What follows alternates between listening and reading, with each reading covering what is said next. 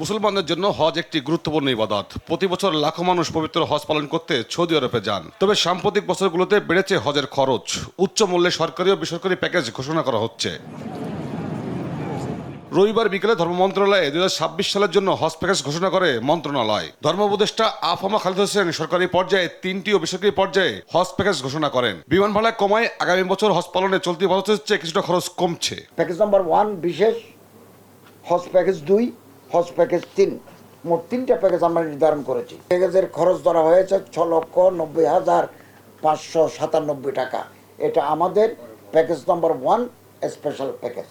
এই প্যাকেজের খরচ ধরা হয়েছে 5,58,881 টাকা। এই প্যাকেজের খরচ ধরা হয়েছে 4,67,167 টাকা। 70 ঊর্ধ্ব বয়সীদের এবার হজে যেতে নিরুৎসাহিত করা হচ্ছে।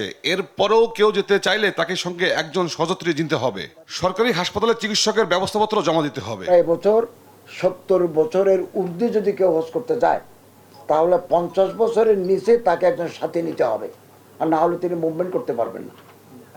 এরকম তো ওনার দেখাশোনার জন্য 80 বছরও যদি কেউ যেতে চায়, ওর সার্ভিসদের ফিটনেস থাকে, তাহলে 50 বছরের নিচে একজন সাথে নিতে হবে।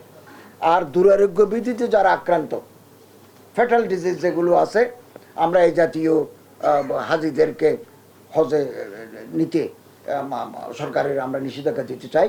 2026 সালের 8 ফেব্রুয়ারি থেকে হজের ভিসা ইস্যু কার্যক্রম শুরু হবে। আর প্রথম হজ ফ্লাইট শুরু হবে 18 এপ্রিল থেকে। তৌফিক মাহমুদ মুন্না, দেশ টিভি, ঢাকা।